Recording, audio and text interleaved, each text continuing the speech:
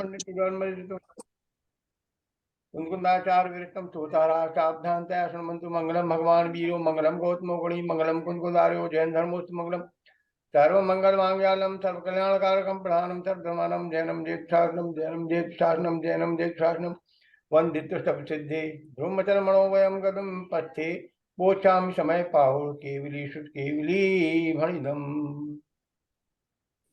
ये केवली शुद्ध केवलियों द्वारा कथित कहा गया परम आत्मिक आध्यात्म का मार्ग है, जिसके द्वारा सभी चैतन्य भगवान आत्मा अपने अलौकिक स्वरूप को प्राप्त करके पूर्ण स्वरूप को प्राप्त करते हैं। ऐसा मंगलमय शास्त्र परम आध्यात्मिक ग्रंथ समय सार ग्रंथकार विराज का आखिरी है। परिशिष्ट में चल रहा है, स्वाध्याय अधिकार में परिशिष्ट की चर्चा चल रही थी। उस परिशिष्ट की चर्चा में हम 43 शक्तियों के ऊपर चर्चा करने वाले हैं, और 43 शक्तियों के पहले हम अपने स्वरूप के बारे में चर्चा कर रहे हैं कि हमारा स्वरूप कैसा है, और जैसा हमारा में ही प्रस्तुत होने वाले हमारे अनंत धर्मों में 43 शक्तियां भी विराजमान हैं। जीवत शक्ति, भव्यत्व शक्ति, चेतनत शक्ति, दर्शनत शक्ति, ज्ञप्ति शक्ति, चिति शक्ति, ऐसी अनंत शक्तियां हैं। उन शक्तियों के बारे में, पर जो शक्ति का पुंज भगवान आत्मा है, अनंत गुणों का गोदाम है, उसके बारे में, उसके वैभव के बारे में कुछ चर्चा हमने कल की थी। कल आपने सबके पास कल का और आज का वो पहुंच गया होगा। तो कल का आपका जो चार्ट था उसमें अपन ने कुछ 3-4 बातें कही थी, वो आप पढ़ेंगे क्या? आपके पास हो तो? हमारे पास तो है।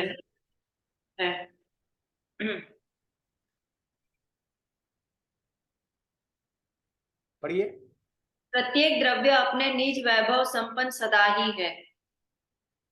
हाँ, प्रत्येक द्रव्य अपने वैभव संपन्न है, साथ में वैभव को लिए हुए।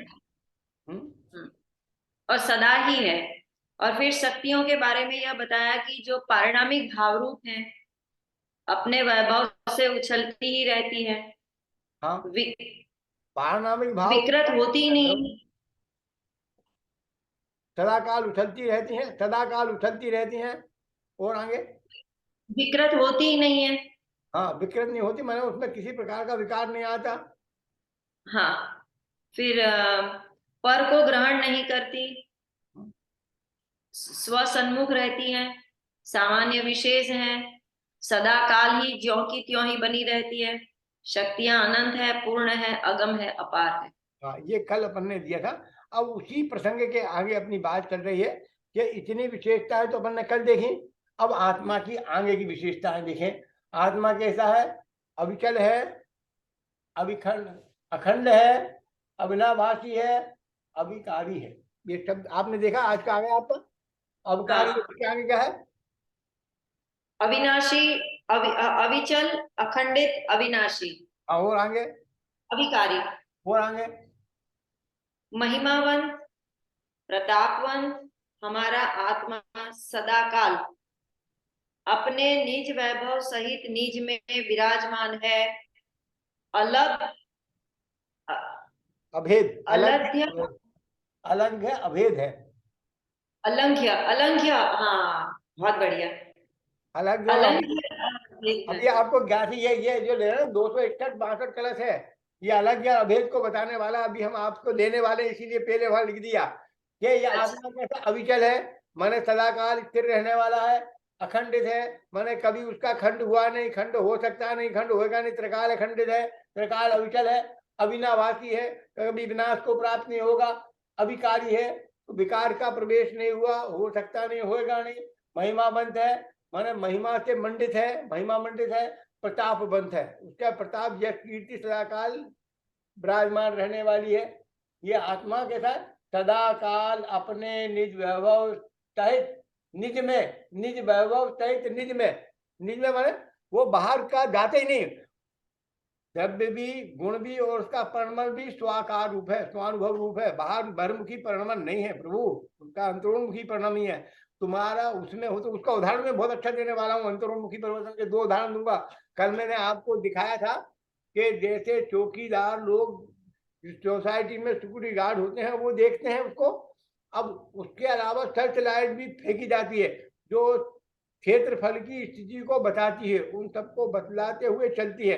इस बात को अभी इस गाथा में अभी अपन लेंगे, कलश 260 में इस बात को स्पष्ट करेंगे। आगे अभी ये चलते हैं जो, अब वो तो एक प्रश्न हो गई बात, ये तो गुण बता दिए। अविचल अखंड अविनाशी अविकारी महामा मंडित प्रतापवान हमारा आत्मा सदा काल अपने निज वैभव थे निज में विराजमान है, अलग है, अभेद है। ठीक, अब दूसरी बात अब क्या है, दूसरी एक बात दूसरी, अब जो संयोगी भाव है उनका क्या है,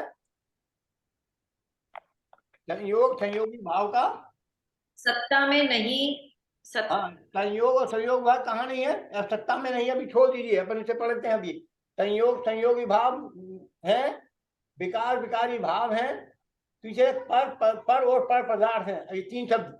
संयोगी भाव एक शब्द, विकार विकारी भाव दो शब्द, पर और पर पदार्थ तीसरा शब्द। तीन शब्द पे ध्यान दिया, संयोग भाव, विकार विकारी भाव और पर पदार्थ। अब देखो इसको पूरा देखते हैं। संयोगी भाव है, सत्ता में नहीं, किसकी सत्ता में नहीं है, जीव की।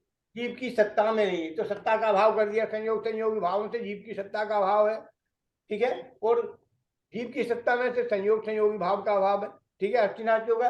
विकार विकारी भाव ज्ञान में नहीं है। अब ज्ञान में विकार विकारी भाव नहीं रहेंगे, ज्ञान में स्वभाव और स्वरूप भाव रूप परिणमन है, शक्तियों में स्वभाव है और स्वभाव का स्वजाति परिणमन, स्वजाति रूप परिणमन, पर्याय भी स्वाधीन पर्यायों को, विकारी पर्यायों को, कमजोरों को कहीं ग्रहण नहीं किया गया है, कमजोरी तो दोष है। तो यहाँ का विकार और विकारी भाव ज्ञान में भी नहीं, ज्ञान का ज्ञेय भी नहीं, ज्ञान का ध्येय भी नहीं, सद्ध्येय भी नहीं, ज्ञान का आचार्य भी नहीं। यहाँ तो आत्मा अपने निज वैभव सहित है, उसका स्वभाव ही उसमें आदरणीय है, पूजनीय है, वो वही ज्ञान का ज्ञेय। पर वो पर पदार्थ से सदा काल आत्मा क्या है, अछूता था, अछूता था, अछूता है और अछूता रहेगा। माने पर का रंच मात्र भी दूर तक का रिश्तेदारी नहीं है, ये हमारी आत्मा की विशेषता है। ये तो आत्मा की विशेषता, ये पॉजिटिव विशेषता थी, और ये संयोगों की तरफ से, संयोगों के अभाव की तरफ से पॉजिटिव नेगेटिव व्यवस्था, उनका अभाव वाली व्यवस्था, ये सद्भाव वाली व्यवस्था। तीसरी आगे पीछे दोहा लिखा है, सब जान देखन हारा है आत्मा हमारा, सबसे दुनिया में प्यारा है आत्मा हमारा, अनुभव में सबसे न्यारा है आत्मा हमारा, निज में ही निज का सारा है आत्मा हमारा। निज में ही निज का सारा, निज में ही निज का सारा में क्या, हमारे द्रव्य में निज, गुण में निज, और हमारी पर्याय में भी निज है, और निज की पर्याय ने ही द्रव्य को अनुग्रहित किया है। ऐसा सारभूत आत्मा जिसके ध्रुव स्वभाव में तो निज आत्मा है ही, जिसके पर्याय के परिणमित होती हुई परिणति ने भी अपनी आत्मा का ही वर्ण किया है, उसने किसी पर पर्याय का वर्णन नहीं किया, पर पुरुष का वर्णन नहीं किया, पराधीन पने को स्वीकार नहीं किया, ऐसा मेरा आत्मा है। अब ये है अपने आप, ये स्वाद्वाद अधिकार जो अपन आखिरी में पढ़ने वाले, इसके बाद अपन पढ़ेंगे, उसके परिशिष्ट में कलश 361 और 62 अपने को लेना है। 360 और 61 दे पढ़े आप, 60 और 61 है बाद में, 60 और 61 ले हम, 360 और 61 निकाला वो मैडम उनको बता दें, मोहन बालाजी वो आप हाँ जी। 588 पेज हाँ आप जी। संस्कृत में पढ़ लीजिए पहले दो कलम, 60 588। हाँ आप तो देखें 588 पेज, और रूपल बाला बहन जी पढ़ेंगी अभी कलश प्रादुर्भाव 260 कलश। हाँ जी। किरण विशुद्ध बोध विसरा कारा मत्वाशया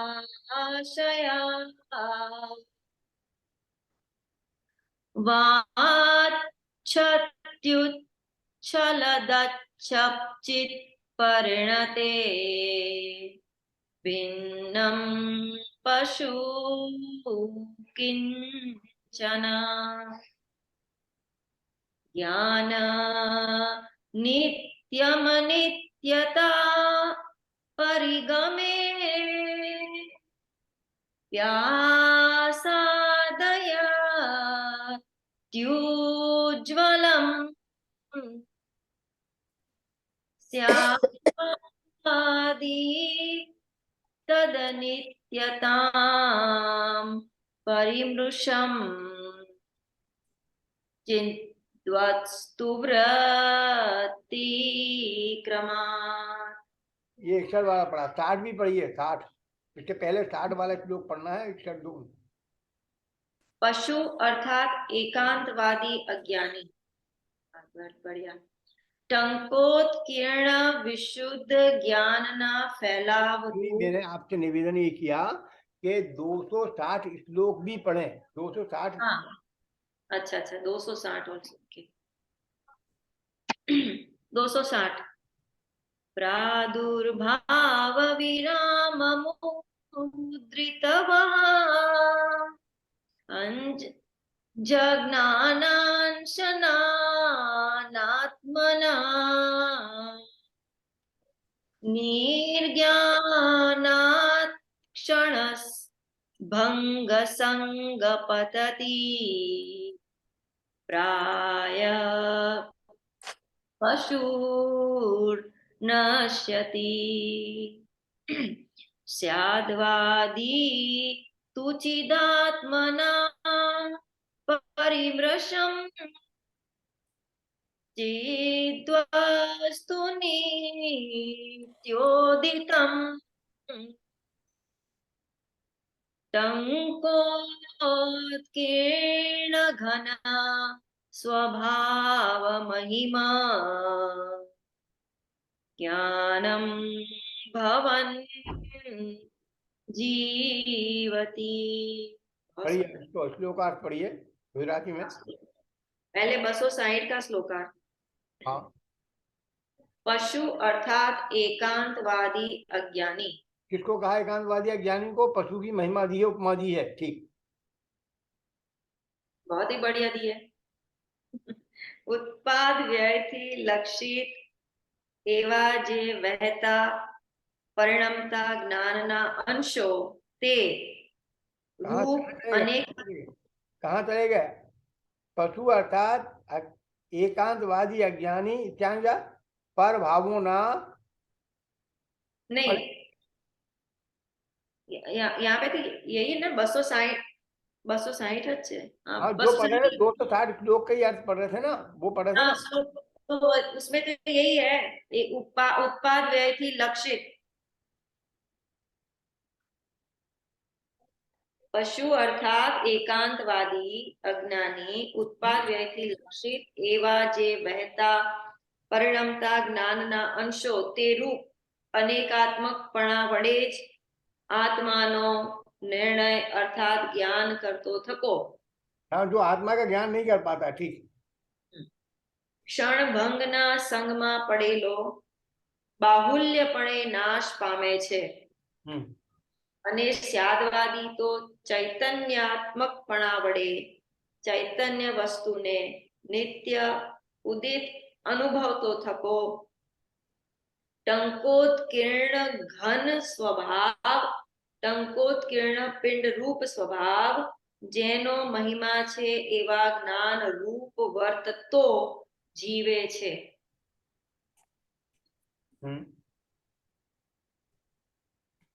ठीक, टंकोत्कीर्ण स्वभाव से वर्तता है। क्या कहता है? फिर से पढ़े आप पूरा स्टार्टिंग थी ना। पढ़े। हाँ। पशु अर्थात एकांतवादी अज्ञानी उत्पाद व्यय थी लक्षित एवा जे वहता परिणमता ज्ञानना अंशो। हाँ, जो उत्पाद व्यय के परिणाम से परिणमता हुआ है ऐसा जीव।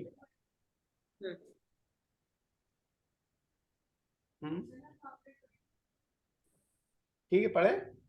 ઉપાધ્યાયથી લક્ષિત એવા જે વહેતા એટલે કે પરિણમતા જ્ઞાનના અંશો જ્ઞાન પરિણતિ તે રૂપ અનેકાત્મકપણા વડે જ આત્માનો નિર્ણય અર્થાત જ્ઞાન કરતો થકો. हाँ, जो अनेक रूप परिणति होने से आत्मा का ज्ञान नहीं कर पा रहा है. क्षण भंगना संगमा पड़ेलो.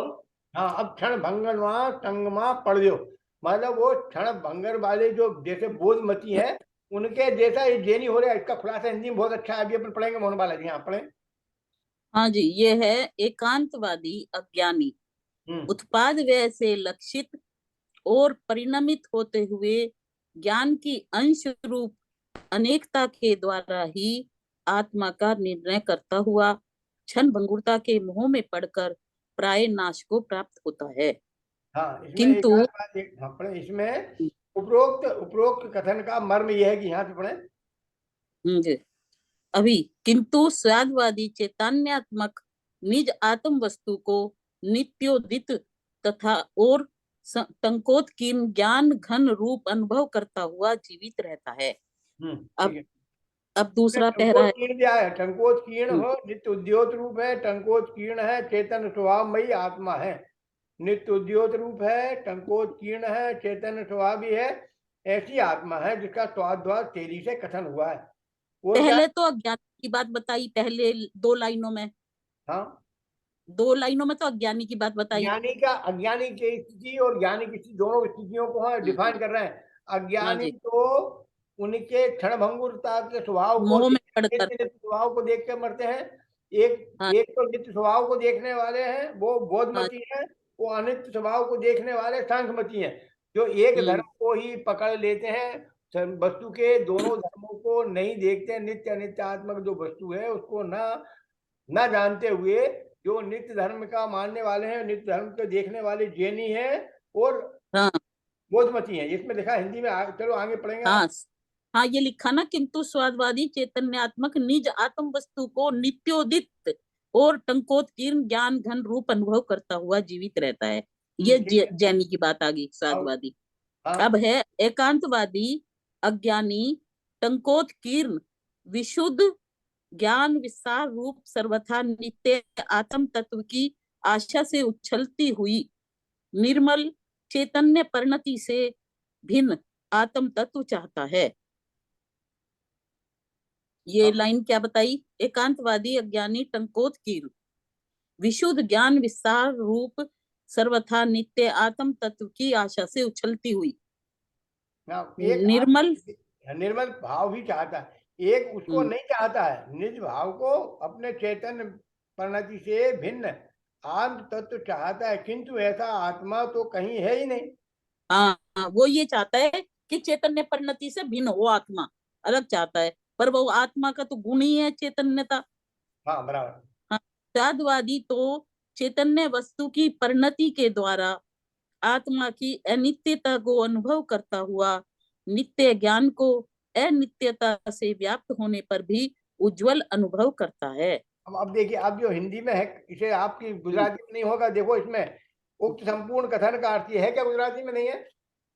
हाँ जी, अब उक्त संपूर्ण कथन का मर्म यह है ना, ये उनके गुजराती में है कि नहीं ये पूछ तो लो जरा मोहन बालाजी से, उनसे पूछ लो. पूछो. हाँ जी, गुजराती में हमारे पास भावार्थ, गुजराती में भावार्थ है. भावार्थ पढ़ ले पहले, भावार्थ पढ़ ले, फिर उसके बाद ये पढ़ेंगे मोहन बालाजी. एकांतवादी જ્ઞેયોના આકાર અનુસાર જ્ઞાનને ઉપજતું વિણસતું દેખીને અનિત્ય પર્યાયો દ્વારા આત્માને સર્વથા અનિત્ય માનતો થતો. बस एक मिनट, इतना कि एकांतवादी क्या कर रहा है? योना आकार अनुसार ज्ञान ने उपजतु और विनष्टु जे जीत बीते अनित्य पर्यायों द्वारा ज्ञान नो सर्वथा अनित्य माने थयो. उसने आत्मा को सर्वथा ही अनित्य मान लिया है. पहले पोताने नष्ट करे छे, माने वो उसको तो मान लेता, अनित्य अनित्य मानता है. शुरू का ही तो स्वभाव रहा कि जब तू अनित्य हो गया, मरी गया, तू क्या कह रहा है? पोताने नष्ट करे थे, पोताने नाश करे थे, नष्ट करे थे. ठीक है. आकार माने जानना ही हो लेंगे ना, एकांतवादी ज्ञेयो ना आकार अनुसार। कहाँ है आकार, कहाँ है एक आकार? ये भावार्थ हम्म, भावार्थ की शुरुआत है ना। हाँ, ज्योना आकार ज्योना आकार अनुसार, मतलब जैसे दर्पण में प्रतिबिंब झलकता है, तो दर्पण में प्रतिबिंब झलकते समय दर्पण का स्वरूप रहता है या चला जाता है? रहता दर्पण अपने निज वैभव सहित रहता है, चला जाता है। तो रहता है। संपूर्ण दर्पण को न देखता हुआ वो आकार के अनुरूप अपने ज्ञान में प्रवर्तन करता है।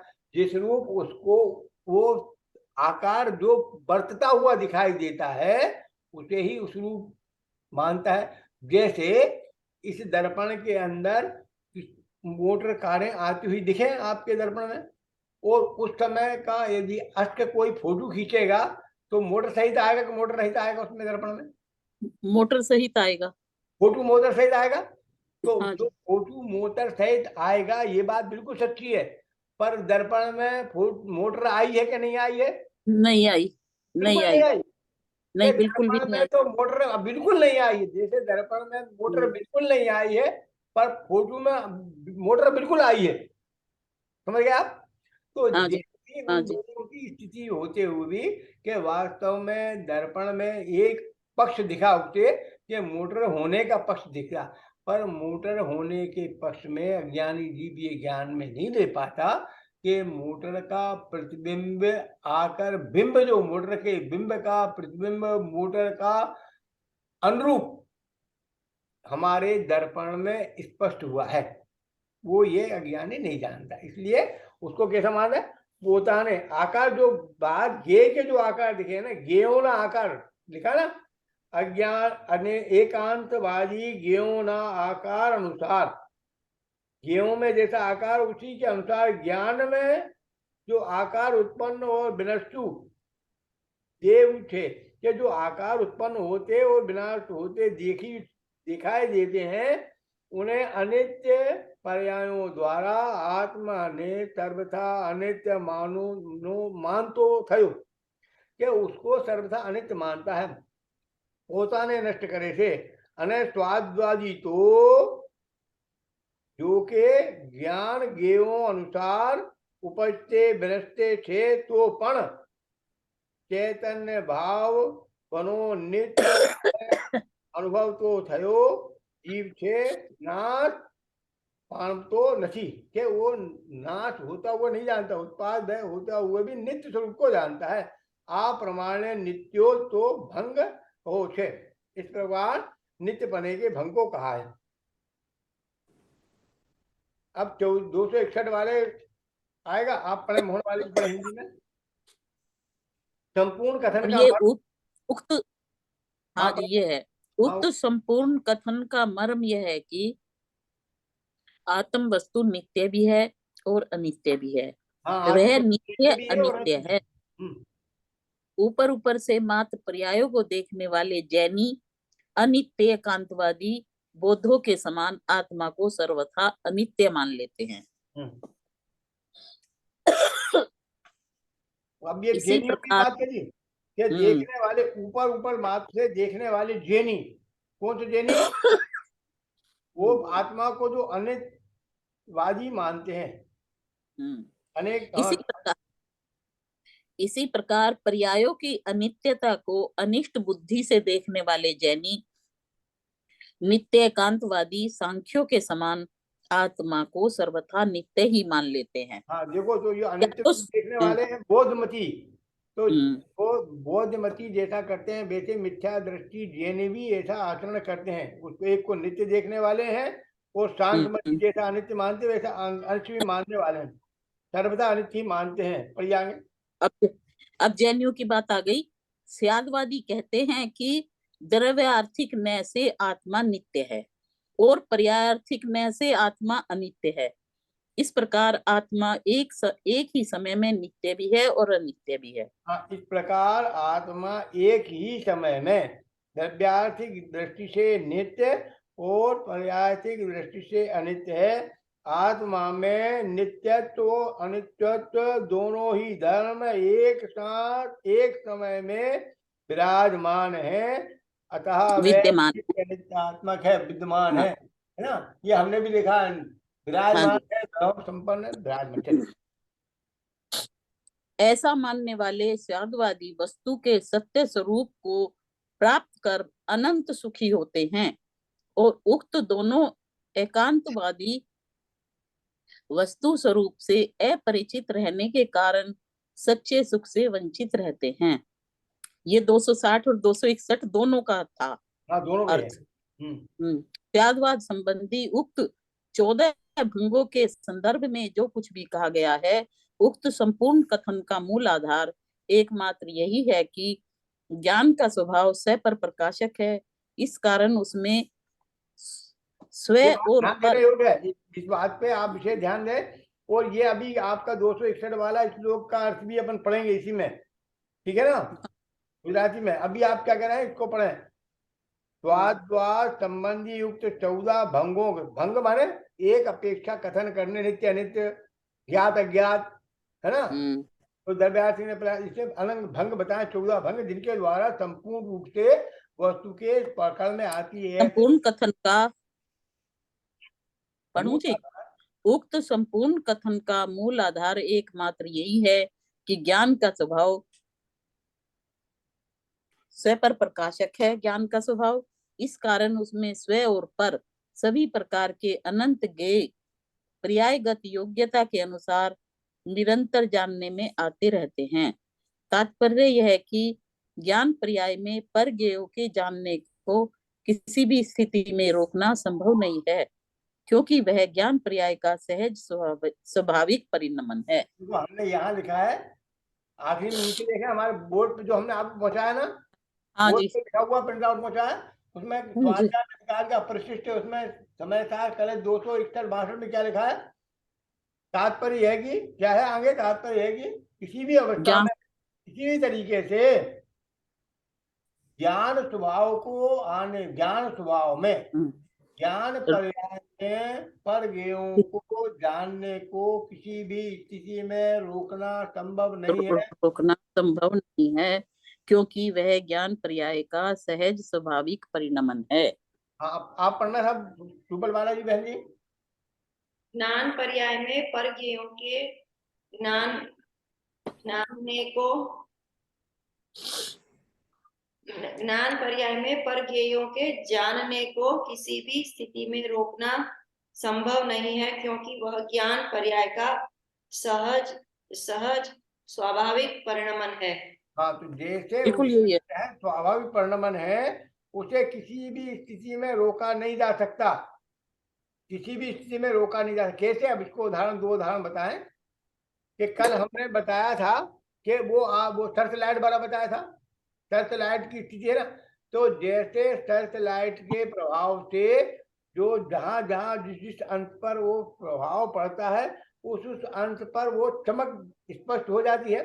ऐसे दूसरा उदाहरण कि बिजली चड़के आसमान में, बिजली चमके, बिजली तड़के, तो उस बिजली की तरह जो कि आसमान में हो रही है, उस तड़कन पर क्या जमीन प्रकाशित होती है? क्या होती है। आसमान में बिजली चमकते समय जमीन पे सब जगह बिजली की चमक कोई रोक नहीं सकता, उसे रोक नहीं सकता रोक सकता कि वो ऊपर चमक रही है, वो अपने स्वतंत्र में चमक रही है, पर उसकी चमक से नीचे चमकता हुआ पूरा दिखाई देता जगत। जैसे सूर्य का उदयमान होता है ऊपर आकाश में, और उसके प्रकाश में सब जगत प्रकाशित होते हुए दिखाई देता है, ठीक है ना। अब उदाहरण के लिए एक तीसरा उदाहरण, जैसे हवाई जहाज में से कोई व्यक्ति पैराशूट से निकल के बाहर आ जाए, तो वो कहाँ जाएगा? नीचे जमीन गिरेगा। पे नीचे आएगा। नहीं, और वैसे गिर गया तो भाई, कभी कभी पैराशूट नहीं खुल पाया और क्रैश हो गया प्लेन और निकल के गिर पड़ा, नीचे निकल आया, तो कितनी देर में नीचे आएगा? बहुत जल्दी आएगा, पक्के में आएगा। ऐसा तो बीच में ऊपर नहीं रुकेगा, किसी भी कीमत पे नहीं रुकेगा, जो किसी भी कीमत पे नहीं रुकेगा, कहीं भी नहीं रुकेगा, और ठीक एकदम नीचे आएगा। तो ऐसे ही ज्ञान के दर्पण में गे पर्याय आएंगे तो उन्हें किसी भी तरीके से रोकना संभव नहीं है, क्योंकि वह ज्ञान का ही परिणमन है। तो ज्ञान में ज्ञप्ति रूप परिणमन है, तो वो हर हाल में आएगा आएगा आएगा। अब वो पर पदार्थ तेरे सहज स्वभाव में स्वाभाविक परिणमन में आते हुए दिखाई देने पर भी, आते हुए होने पर भी वो ज्ञान के अंश नहीं है। हाँ, अब आगे ये लिखा है इसमें, यद्यपि परगेयों का ज्ञान में जानने में आना कोई अपराध नहीं है, विभाव नहीं है, तथापि कुछ एकांतवादी अज्ञानी तो ऐसा मान लेते हैं कि ज्ञान की सार्थकता उक्त गेयों के जानने में ही है। ज्ञान का अस्तित्व ही उनके जानने में है, मानो उनको जाने बिना ज्ञान का कोई अस्तित्व ही नहीं है। इस प्रकार वे परगेयों से अपना अस्तित्व मानकर एक प्रकार से स्वयं के स्वाधीन अस्तित्व से ही इंकार कर देते हैं, परगेयों में फंस जाते हैं। हाँ, बस ऐसे परगेयों में पड़ जाते हैं। गेयों में गे से अपना अधीनता, ज्ञान की अधीनता को गेयाधीन नहीं करना। ज्ञान अपना स्वाभाविक परिणमन कर रहा है, गे उसमें झलके कि नहीं झलके। यदि पर गे ज्ञान में नहीं झलकेगा तो क्या झलकेगा, बता सकती हैं आप? परगे तो ज्ञान में, फिर ज्ञान झलकेगा अगर परगे नहीं झलकेंगे। परगेयों में हाँ, पर जैसे दर्पण में कोई अन्य पदार्थ का प्रतिबिंब नहीं पड़ेगा तो क्या होगा, दर्पण का स्वभाव खत्म हो जाएगा, अपने स्वभाव में रहेगा। दर्पण ही नहीं हो, दर्पण के अस्तित्व का ही अभाव हो जाएगा। क्यों हो जाएगा भाई? नहीं, दर्पण तो है ना। दर्पण में अगर पर पदार्थ प्रतिबिंबित नहीं होते हैं तो उसका स्वपर प्रकाशक पना ही तो खत्म हो जाएगा ना। स्वपर प्रकाशक पना क्यों खत्म हो जाएगा प्रभु, यही तो पूछ रहे हैं। आप गाड़ी चलाते हैं जब आप, तो पीछे से गाड़ी आती हुई होती है तो दिखती है कि गाड़ी नहीं आती होती है तो भी दिखती है? नहीं, आती है तो दिखती है। और जब गाड़ी नहीं आएगी तो फिर आपका दर्पण तो खत्म हो जाएगा क्या? नहीं, दर्पण तो रहेगा। फिर अभी तो आपके खत्म हो जाएगा। नहीं, मतलब मेरे समझ में ये आया कि कोई भी पदार्थ ना जलके, ऐसा कोई भी पदार्थ नहीं झलके तो मत झलकने दो। कोई भी फिर भी पदार्थ ज्ञान में नहीं झलकेगा जब, देखिए सुनिए, जब स्वसन्मुखता की अवस्था में अन्य पदार्थ ज्ञान का गे नहीं बनकर एकमात्र आत्मा ही ज्ञान का गे, ध्यान का ध्येय और श्रद्धा का सिद्धेय बनकर स्वरूप की ऊर्जा को प्राप्त करते हुए, चढ़ायमान होते हुए क्षीण गुणस्थान को पार करके केवल ज्ञान प्राप्त कर लेते हैं। तो चढ़ायमान करते समय पर अवस्था दिखेगी नहीं दिखेगी रूपल बालाजी? दिखेगी। दिखेगी? ओ प्रभु, आपकी आवाज मुझे समझ में नहीं आ रहा, थोड़ा स्पीड से बोलिए। आप समझे, बड़े आराम समझे। मैं ये कह रहा हूं कि जब परिणामों की विशुद्धि के आधार पर जब जीव के परिणाम विशुद्ध होते हैं, वो अंतरोन्मुखी दृष्टि के, द्रव्य अंतरोन्मुखी, गुण अंतरोन्मुखी, पर्याय भी अंतरोन्मुखी होकर ऊर्जता को प्राप्त करता है। उस ऊर्जता के समय अपनी वर्तमान की बढ़ती हुई पर्याय का परिणमन भी स्वकृत होता है। जब स्वकृत परिणमन होता है तो उसमें पर पदार्थ पर ये ज्ञान में आते हुए भी नहीं दिखते हैं, और नहीं दिखते हैं, और परिणामों की विशुद्धि से पूर्णता की प्राप्ति हो जाती है। पर ये नहीं दिखे तो कोई बाधा है कि दिखते ही नहीं, पर ये तो होते छुते भी नहीं दिखते हैं। जब आपके ज्ञान में पर गे आते हुए भी ज्ञान का गे पर नहीं रहेगा, तेरा निज आत्मा ही ज्ञान का गे रहेगा, तो तेरी आत्मिक शक्ति की प्राप्ति होगी। और 43 शक्तियों में पर को गे नहीं बनाया गया है, मात्र 43 शक्तियों की 43 शक्तियों ने अपनी आत्मा को ही गे बनाया है, आत्मा को ध्येय बनाया। उनका द्रव्य भी शुद्ध, गुण भी शुद्ध, और उनके पर्यायों की शुद्ध रूप परिणमन को 43 शक्तियों में लिया गया। कल 43 शक्तियां चालू करना है, तो मुझे आज उसकी रूपरेखा बनाना थी, इसलिए मैं आपको यहाँ तक ले आया। और आगे पढ़े, इसमें थोड़ा सा और भी है, पढ़े मोहन हाँ वाला, जी, और है।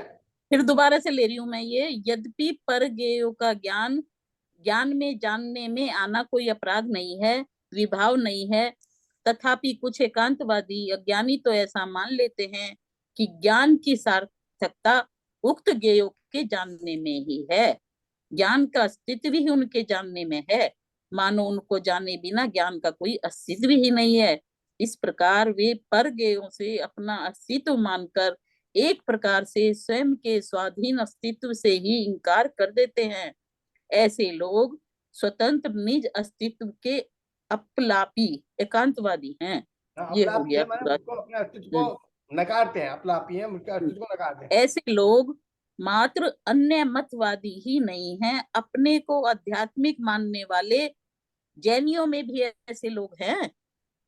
क्या ऐसे लोगों की कमी है जो ऐसा मानते हैं कि मैं डॉक्टर हूँ, इंजीनियर हूँ, शास्त्री हूँ, न्याय तीर्थ हूँ, यदि मुझे शास्त्रों का ज्ञान नहीं होता तो मैं एक प्रकार से कुछ भी नहीं था। बाह्य पदार्थों के ज्ञान से अपना अस्तित्व मानने वाले लोग कहीं भी मिल जाएंगे। आचार्य कहते हैं कि भाई तेरा अस्तित्व तो तेरे से है, पर को जानने से नहीं।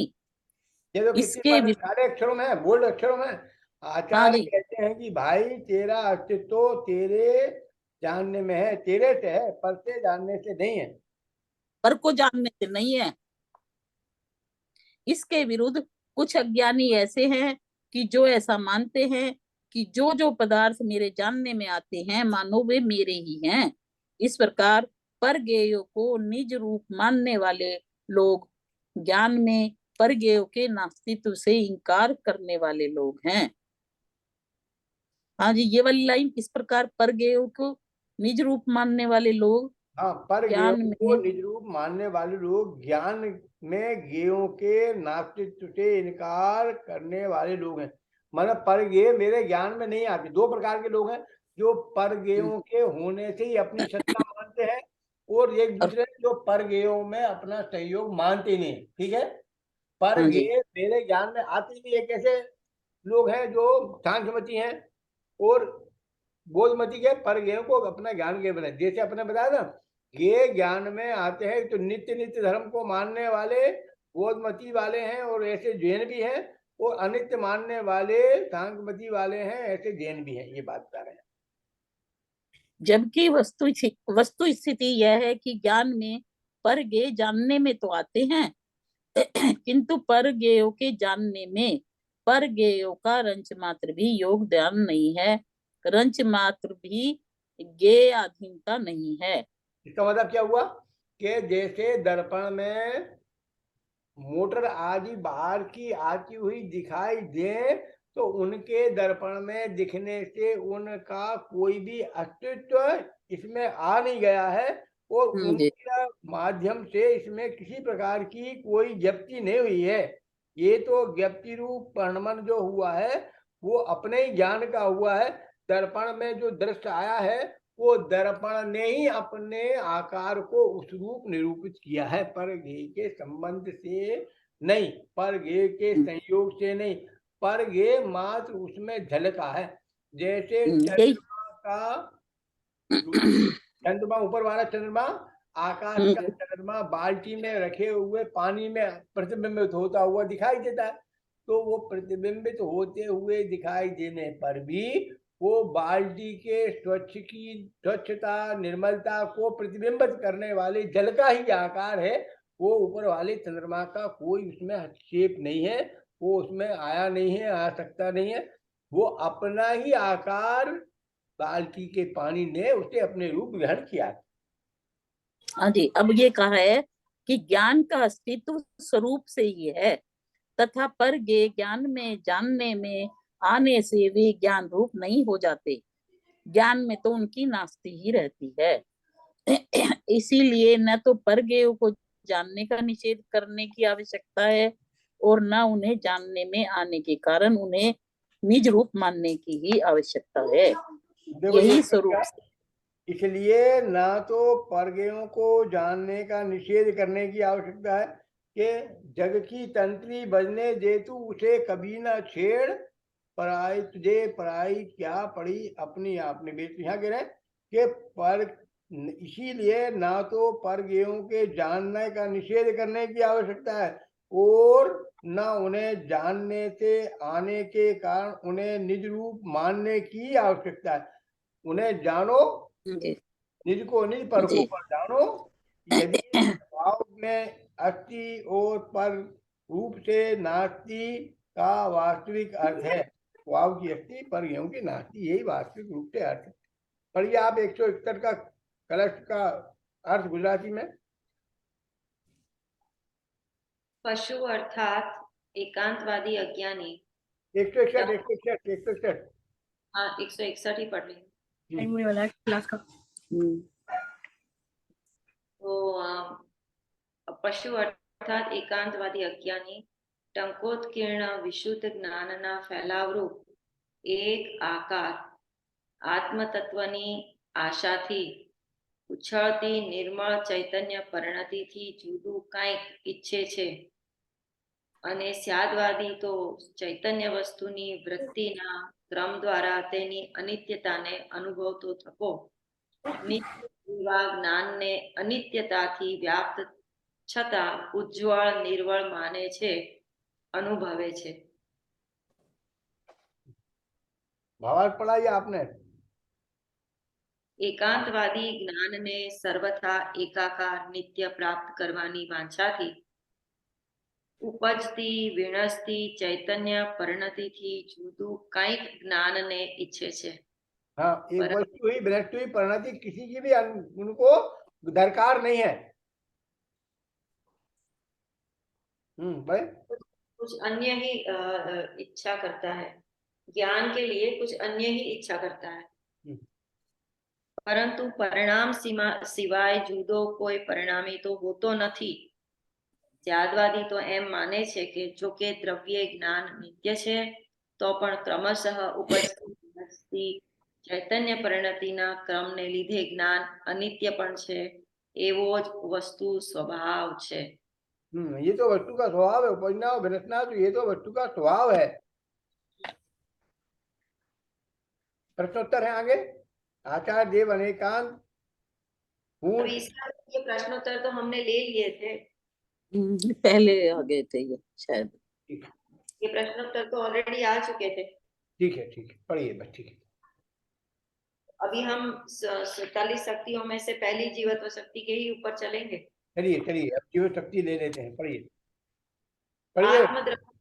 आत्मद्रव्य ने कारणभूत एवा चैतन्य मात्र भावनु धारण जेनु लक्षण अर्थात स्वरूप छे एवी जीवत्व शक्ति। आत्मभूत जो शक्ति है वो जीवत शक्ति है। वो जीव शक्ति ऐसी है अपने चैतन्य स्वभाव को धारण किए हुए है, ऐसी आत्म शक्ति है। अब दूसरी। हाँ बताएं, सुनिए इसमें बताइए आप कहाँ प्रश्न, कौन से प्रश्न है? 611 बता रहे थे ना आप? हाँ 611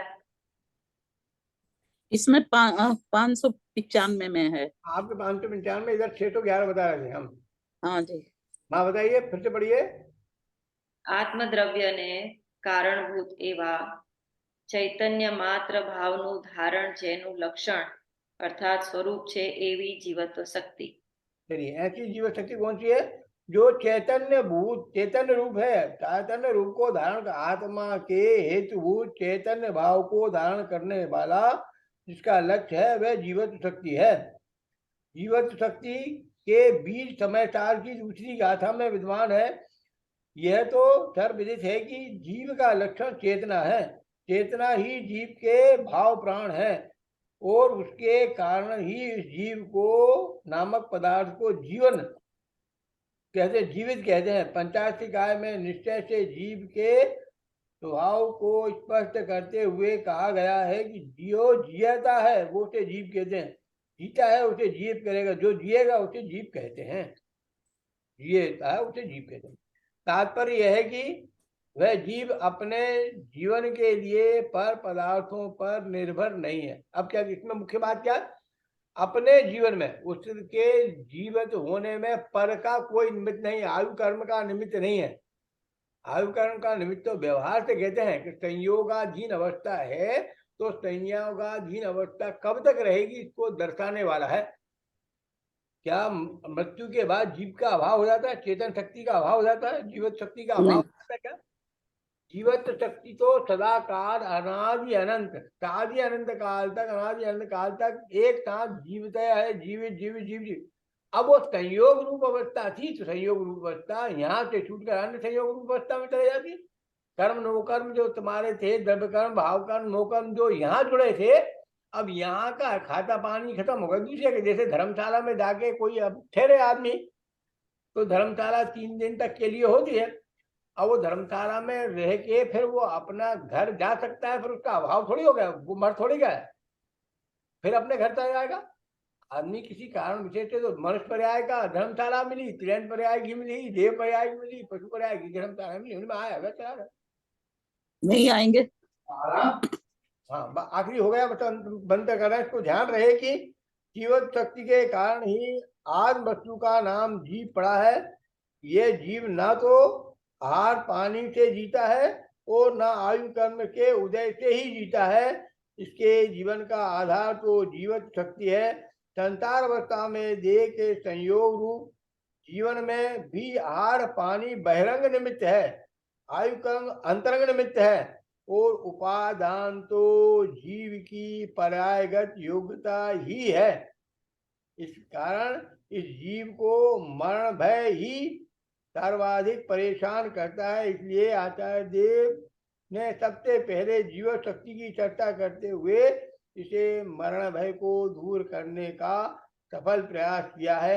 आप सबका मरण भय दूर हो, आप जीवित शक्ति से सदाकाल जिए, इस मंगल भावना से विराम लेते हैं। निज निज में बताई ये अनंत अनंत उपकार है, इसके लिए जिन वाणी माँ को वंदना सतवार है, वंदना सतवार है, वंदना सतवार है।